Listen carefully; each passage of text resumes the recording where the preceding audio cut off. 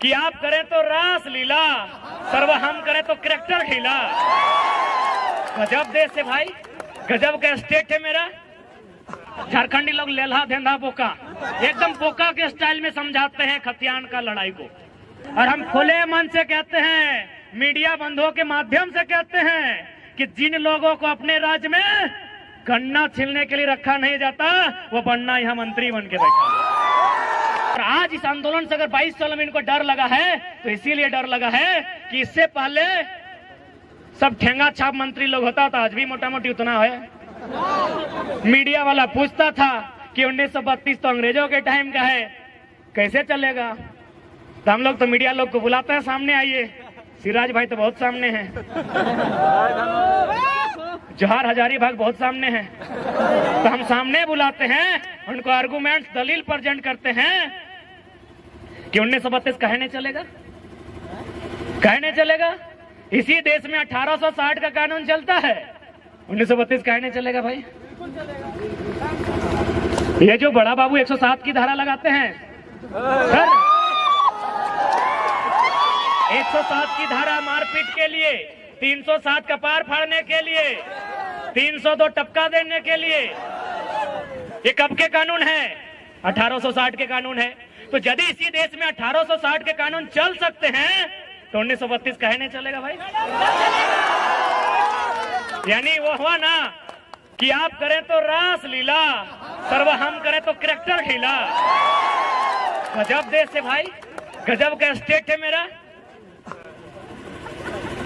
यदि आपको अंग्रेजों के कानून से इतना ही दिक्कत है, तो चलिए अंग्रेजों को इस देश से बाहर करते हैं।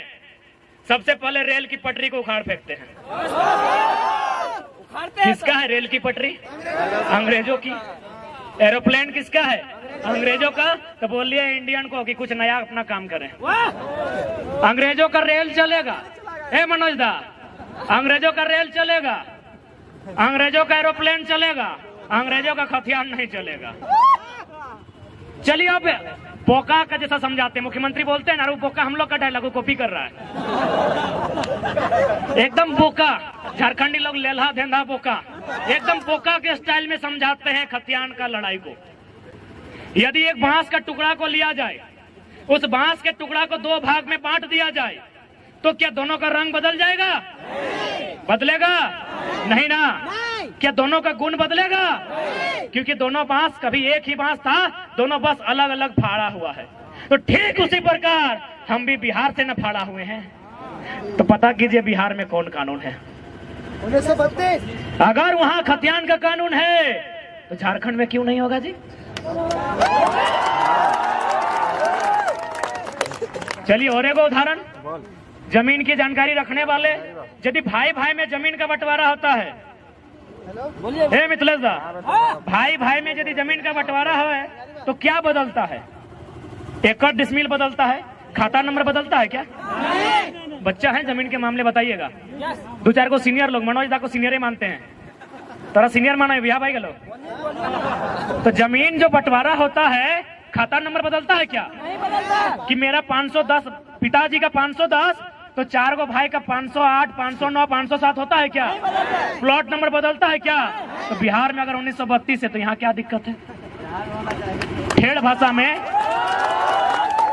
उसके बाद भी हमने हमेशा मानवता का बात कहा है, आज भी मीडिया के सामने रखते हैं कि जो लोग बाहरी भीतरी का विवाद करते हैं, यदि कुछ लोग ऐसे हैं जिनका अपने राज्य से कनेक्शन नहीं है, ध्यान दीजिएगा, अपने राज्य में कनेक्शन नहीं है, यदि वो बिहार का है, बंगाल का, यूपी का है, छत्तीसगढ़, महाराष्ट्र कहीं का है, लेकिन यदि उसका उस राज्य में कनेक्शन नहीं है, तो आप उसे एक डोमिसाइल 2 के तर्ज पे परिभाषित कीजिए और आप उसको प्राथमिकता नंबर 2 में रखिए। यदि इस भूभाग के अलावा कहीं कुछ नहीं है, लेकिन शर्त है इस भूभाग की भाषा संस्कृति को अपना लिया है, तो आप उसको डोमिसाइल 2 बनाइए, उसके लिए एक टीम बनाइए, एक सर्वे कीजिए, क्योंकि हम भी चाहते हैं कि किसी को निराशा ना हो। लेकिन जो लोग कहेंगे कि दिवाली यहां मनाएंगे और छठ यूपी, बिहार में, बंगाल में, तो भैया माफ कीजिएगा, भाईचारा ज्यादा नहीं, माफ कीजिएगा। आपने अगर सब कुछ खो दिया है, आपका अगर कुछ नहीं है और आप यहाँ हैं, स्वागत है, उसके लिए डोमिसाइल 2 पर चर्चा की जाए। स्थानीयता 2 पर चर्चा की जाए, लेकिन आप कहेंगे कि दिवाली यहाँ, छठ वहां, भैया माफ कीजिएगा, ज्यादा नहीं सहना आता है। अब कितना सहेंगे भाई?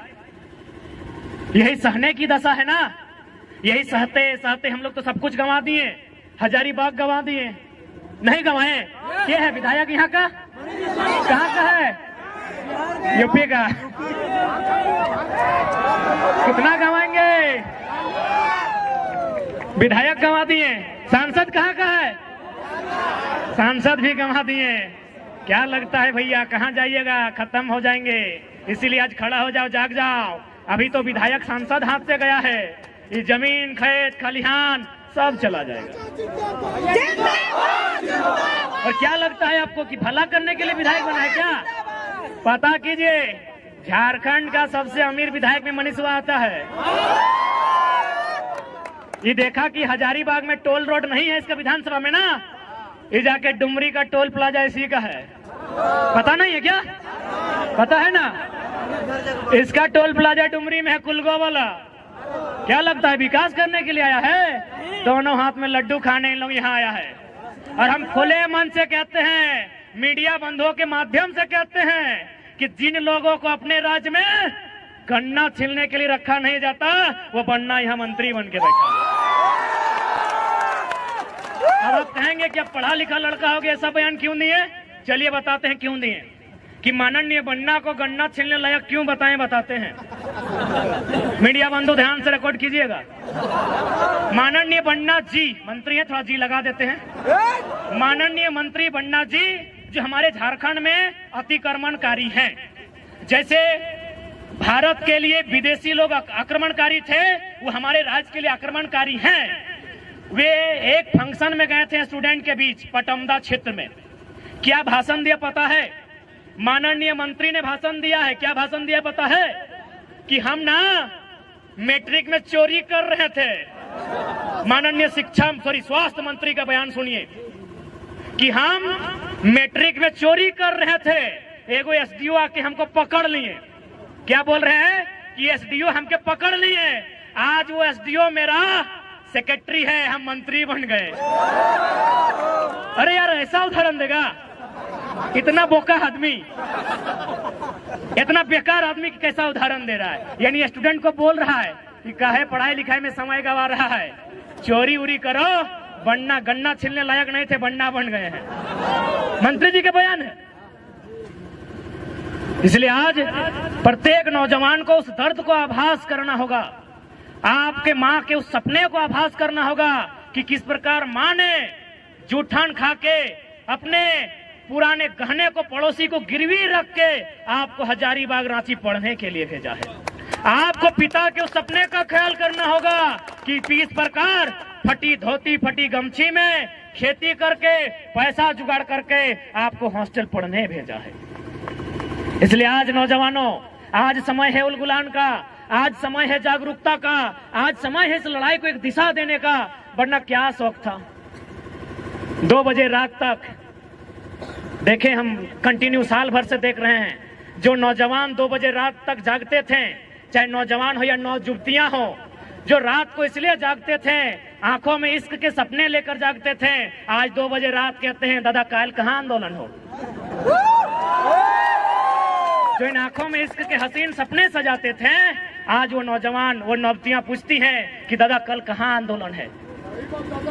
यानी समय की मार ने आज एक युवा जो अपने सुनहरे भविष्य के इरादे लेकर आज हजारीबाग पढ़ने आया है, वह एक सपना लेकर गांव वापस जाता, आज वह क्रांतिकारी, आज वो इनकलाबी हो चुका है, तो कहीं ना कहीं इसका दोषी ये गवर्नमेंट है।